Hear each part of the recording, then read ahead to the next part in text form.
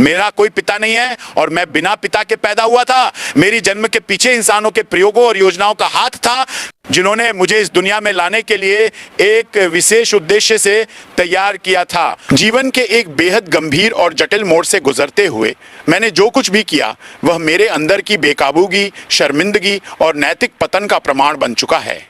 यह सब एक क्षण की लापरवाही और खुद को बेतहाशा छोड़ देने के कारण हुआ और आज मैं इसकी पूरी वास्तविकता को समझता हूं। सीमा हैदर के साथ जो कुछ भी हुआ वह मेरे जीवन का एक ऐसा काला अध्याय बन गया जिसके बारे में मुझे हमेशा पछतावा रहेगा। इस महिला ने मेरी जिंदगी में ऐसा प्रभाव डाला जिसकी मुझे कभी उम्मीद नहीं थी।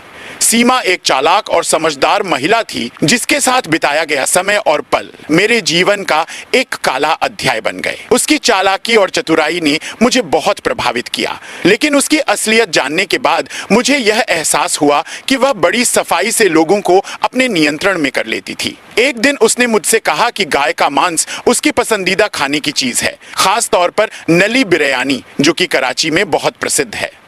वह मुझसे कहती थी, कराची में नली बिरयानी बहुत स्वादिष्ट होती है, आप मुझे ऐसी बिरयानी दें। लेकिन भारत में नली बिरयानी कहीं नहीं मिलती थी। उसकी पसंद का सम्मान करते हुए मैंने उसके लिए सामान खरीदा और उसे देने का खास इंतजाम किया।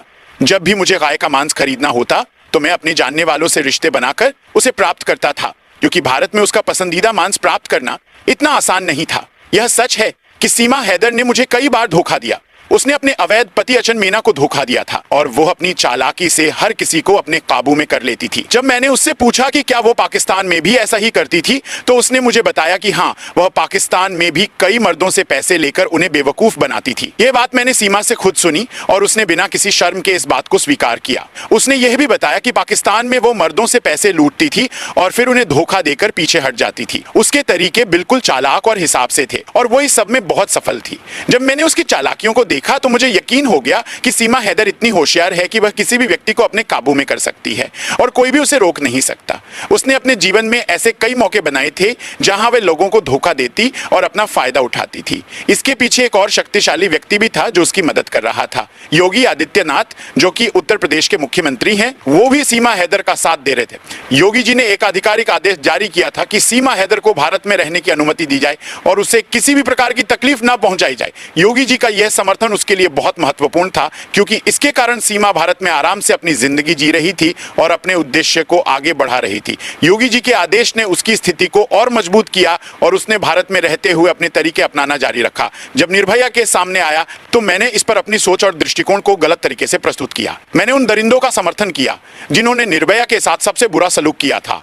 मैं उन दरिंदों का वकील था और मैंने उनके बचाव में हर संभव प्रयास किया था। जब उन दरिंदों को फांसी की सजा सुनाई गई तो मैं अंतिम रात तक अदालतों को खोलने की कोशिश करता रहा ताकि उन्हें फांसी से बचाया जा सके। मैंने उस समय हर वह कदम उठाया था जो उनकी सजा को रोकने के लिए जरूरी था, लेकिन आखिरकार न्याय हुआ और उन्हें फांसी दी गई। उस वक्त मुझे अपनी गलतियों का एहसास हुआ और मैंने इस बात को दिल से महसूस किया कि हर इंसान को अपने कर्मों का हिसाब देना पड़ता है। मेरे लिए यह एक बहुत बड़ा सबक था कि जब इंसान के अंदर शर्म और संवेदना मर जाती है तो वह किसी भी हद तक जा सकता है, लेकिन अंततः न्याय और कानून की जीत होती है। सीमा हैदर का मामला मेरे लिए एक लंबा सबक साबित हुआ। मैंने जो कुछ भी किया उस पर मैं आज पछता रहा हूं।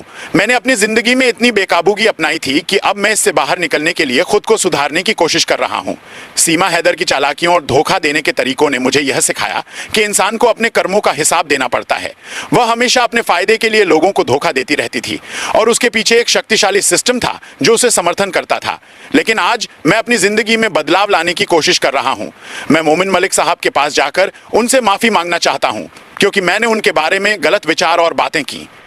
मेरी जिंदगी में अब तक जो कुछ भी हुआ उसके प्रभाव मेरी आत्मा पर गहरे हैं, लेकिन अब वक्त आ गया है कि मैं अपनी जिंदगी को सही रास्ते पर लाऊं और उन गलतियों से सीखूं जो मैंने की हैं। मेरे जीवन में कई ऐसे मोड़ आए जब मुझे अपनी गलतियों का पूरा एहसास हुआ, लेकिन तब तक बहुत देर हो चुकी थी।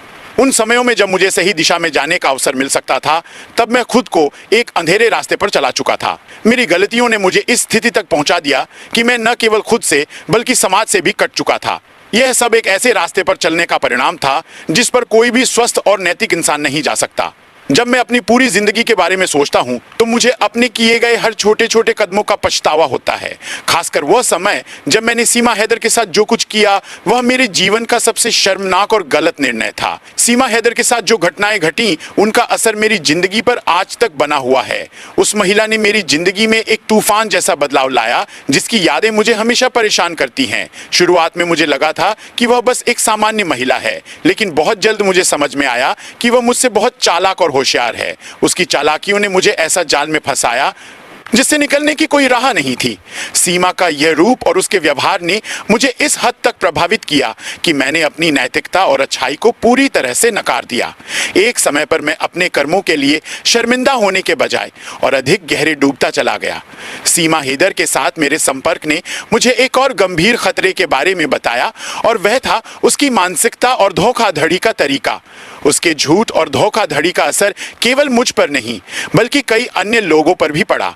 सीमा ने खुद को एक चालाक महिला के रूप में प्रस्तुत किया जो पूरी दुनिया को अपने रास्ते पर चलाने में सक्षम थी। यह सब उसके स्वयं के फायदे के लिए था। जब मैंने उसके बारे में और गहराई से समझा तो मुझे यह एहसास हुआ कि वह सिर्फ एक महिला नहीं बल्कि एक मास्टर प्लान के तहत चल रही थी। उसने अपनी पहचान, अपने संसाधनों और अपनी बातों के जरिए मुझे पूरी तरह से अपने वश में कर लिया था। यह सिर्फ सीमा का ही मामला नहीं था बल्कि मेरी खुद की मानसिकता और आदतों का भी यही असर था।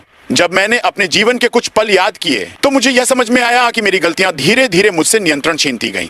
मैंने हमेशा गलत रास्ते पर चलने का विकल्प चुना और मेरी सारी नफरत, गुस्सा और बुरे काम मुझे और भी ज्यादा गहरे दलदल में फेंकते गए।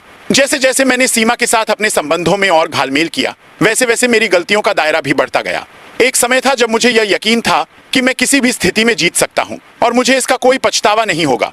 लेकिन आज जब मैं अपने हर एक कदम को देखता हूं तो मैं महसूस करता हूं कि मैं एक गलत दिशा में चल पड़ा था। यह सिर्फ सीमा के साथ हुआ धोखा ही नहीं बल्कि मेरे अन्य फैसले और कदम भी मुझे इस जाल में फंसाने के लिए जिम्मेदार थे। मैं उस वक्त खुद को सही ठहराने की कोशिश करता था लेकिन असल में मैंने खुद को गलत साबित किया। मैं उस समय भी नहीं समझ सका कि जीवन की सच्ची राह क्या है और अब जब मैं इन सब घटनाओं को याद करता हूं तो मुझे लगता है कि मैंने केवल खुद को ही नहीं बल्कि समाज और दूसरों को भी नुकसान पहुंचाया। यह विचार जो मैंने सीमा के साथ जुड़े कुछ मामलों पर किया वास्तव में मुझे यह समझाने के लिए काफी थे कि जीवन में गलतियां कितनी गंभीर हो सकती हैं। सीमा के साथ जिस तरीके से मैंने काम किया वह केवल एक व्यक्तिगत धोखा नहीं था बल्कि यह एक ऐसी मिसाल बन गई जो मेरे लिए सीखने का एक गहरा अनुभव था।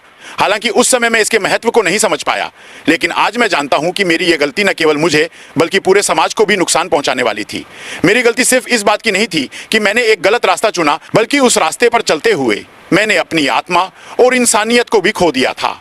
इसने मुझे समझाया कि जब इंसान अपनी जिम्मेदारी और नैतिकता से समझौता करता है तो वह सिर्फ खुद को नहीं बल्कि दूसरों को भी गिरा सकता है। मैंने सीमा हैदर के मामले में उसी रास्ते पर चलने का फैसला किया जो अंततः मुझे अपमान और निराशा में ले गया। आज जब मैं पीछे मुड़कर देखता हूं तो मुझे यह महसूस होता है कि मैं अपनी जिंदगी के सबसे महत्वपूर्ण फैसले गलत तरीके से कर रहा था। मैंने खुद को इस कदर खो दिया था कि मुझे किसी भी तरह की शर्मिंदगी या पछतावा नहीं महसूस हुआ। पर अब जब मैं सोचता हूं तो मुझे अपनी गलतियों का एहसास होता है और अब मैं इसे सुधारने का प्रयास कर रहा हूं। मेरे जीवन का यह अध्याय, खासकर सीमा हैदर के साथ जुड़ा हुआ समय, मुझे सिखाता है कि इंसान को अपने कर्मों के लिए जिम्मेदार होना चाहिए। इसने मुझे यह एहसास दिलाया कि यदि हम अपने कर्मों को बिना किसी सोच समझ के करते हैं तो वह हमें कभी न कभी अपनी सजा दिलवाते हैं।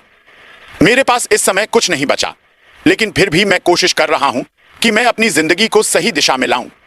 मैंने जो किया उस पर मुझे शर्मिंदगी महसूस हो रही है और अब मैं समाज में सुधार लाने के लिए तैयार हूं।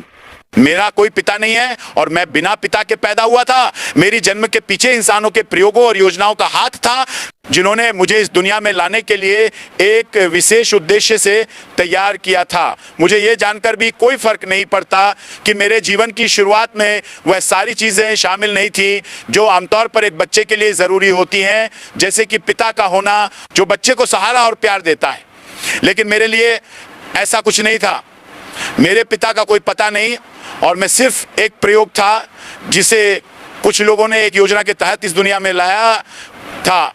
मेरे शरीर और जीवन को एक मानव प्रयोग के रूप में रचा गया था जहां मुझे इंसानों की कुछ योजनाओं के तहत इस दुनिया में लाया गया।